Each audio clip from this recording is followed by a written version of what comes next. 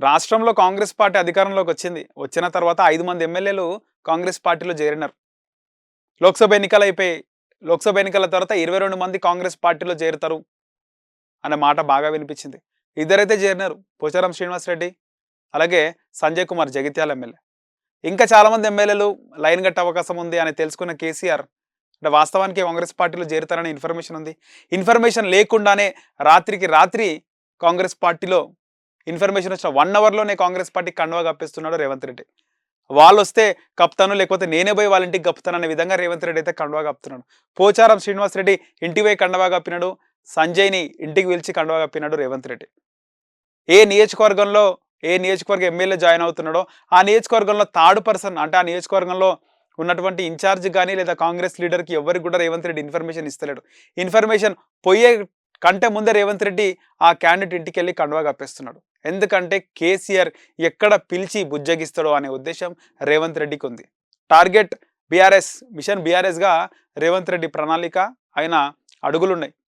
So ఇక్కడ జీవన్ రెడ్డికి సంబంధించినటువంటి ఆ జగిత్యాల ఎమ్మెల్యేను రేవంత్ రెడ్డి జాయిన్ చేసుకున్నాడు. సో రేవంత్ రెడ్డి ఒకవేళ ఇన్ఫర్మేషన్ ఇస్తే అది కేసీఆర్‌కి తెలిసిపోతది. జాయిన్ అవ్వడేమో, బుజ్జగిస్తాడేమో అనే డౌట్‌లో ఉన్నాడు. అందుకే జీవన్ రెడ్డి కూడా ఇన్ఫర్మేషన్ ఇయ్యలే రేవంత్ రెడ్డి అంటున్నారు. వాస్తవానికి రేవంత్ రెడ్డి ఎవరికీ సమాధానం చెప్పే అవసరం లేదు. కానీ జగిత్యాలలో ఎన్నో సంవత్సరాలుగా పార్టీని కాపాడుతూ మాజీ మంత్రిగా, మొన్న ఓడిపోయినటువంటి వ్యక్తిగా జీవన్ రెడ్డికి రేవంత్ రెడ్డి ఇన్ఫర్మేషన్ ఇవ్వాలి వాస్తవానికి. ఎవరికి చెప్పినా చెప్పకపోయినా ఒక మాట జీవన్ రెడ్డికి చెప్పి రేవంత్ రెడ్డి సంజయ్ కుమార్‌ని జాయిన్ చేసుకోవాలి అనేది రాజకీయ విశ్లేషకుల మాట. కానీ ఇప్పుడు జీవన్ రెడ్డి గుర్రుగా ఉన్నాడు. మంత్రులెళ్లి ఆయనను పరామర్శించినా, ఓదార్చినా కూడా ఆయన వినట్లేదు. ఎందుకంటే ఖచ్చితంగా ప్రోటోకాల్ ఉంటది. ఇప్పటి నుంచి ఆ ఎమ్మెల్యే జాయిన్ అయిండు కాబట్టి ఖచ్చితంగా ఎమ్మెల్యేకే ప్రోటోకాల్ ఉంటది. సో ఆయన గెలిచిన ఎమ్మెల్యే కాబట్టి కాంగ్రెస్ పార్టీలో పథకాలైనా, లేకపోతే ఏదైనా కార్యక్రమాలైనా, అధికార కార్యక్రమాలు, ముఖ్యమంత్రి కార్యక్రమాలైనా ప్రోటోకాల్ ప్రకారం ఎమ్మెల్యేకు ఫస్ట్ ప్రిఫరెన్స్, ఫస్ట్ ప్రియారిటీ ఉంటది.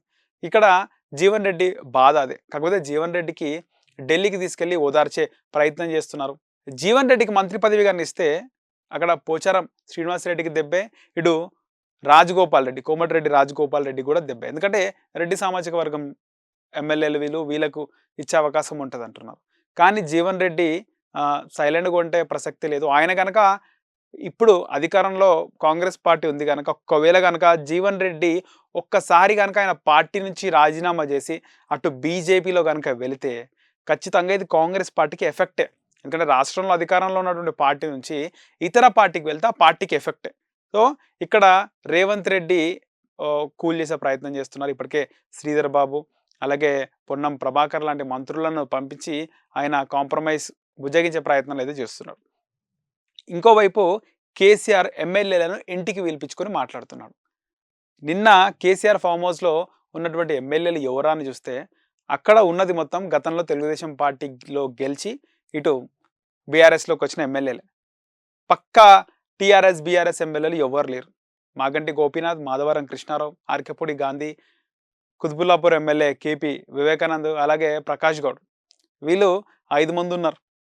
ఇంకా తెలుగుదేశం ఎమ్మెల్యేలు చాలా మంది బీఆర్ఎస్‌లో ఉన్నారు. సనత్ నగర్‌లో ఉన్నటువంటి తలసాని శ్రీనివాస్ యాదవ్ గాని, ముఠా గోపాల్ గాని ఇలా రూరల్ ప్రాంతాల్లో చాలామంది బీఆర్ఎస్‌కి సంబంధించి టీడీపీ ఎమ్మెల్యేలు ఉన్నారు. సో 5 మందే హాజరైనారు. మిగతా వాళ్ళ పరిస్థితి ఏంటి అని. సో ఆ మధ్య టీడీపీలో జాయిన్ అవుతారు చాలామంది ఎమ్మెల్యేలు తెలంగాణలో అన్నారు. ఆ వార్త నిజమైతే కాలేదు. టీడీపీలోకి వచ్చినా ఏం చేస్తారు? టీడీపీలో అంటే ఓటు బ్యాంక్ అనేది లేదు. ఈ మధ్య కాలంలో పోటీ కూడా చేయలేదు టీడీపీ.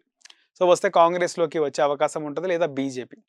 సో ఇక్కడ కాంగ్రెస్ పార్టీలోకి ఎమ్మెల్యేలు రాకుండా కేసీఆర్ అయితే అడ్డుకునే ప్రయత్నం చేస్తున్నాడు. వాళ్ళకి బుజ్జగించేసినారు. వాళ్ళకి ఏం చెప్పాలో అది చెప్పినాడు. సో ఇంకా మిగిలిన 20 మంది ఎమ్మెల్యేలు కాంగ్రెస్‌లోకి ఎప్పుడొస్తారు? ఒకవేళ వస్తే ఇక్కడ ఇంకో చిక్కు కూడా ఉంది. ఎందుకంటే ఏ ఎమ్మెల్యే కాంగ్రెస్‌లో చేరుతారంటే సంబంధించి ఆ నియోజకవర్గానికి సంబంధించినటువంటి ఇన్‌చార్జ్ కొంచెం టకాఫరే ఉంటాడు. సో రేవంత్ రెడ్డి దగ్గర చెప్పాలి, ఇన్ఫర్మేషన్ ఉండాలి.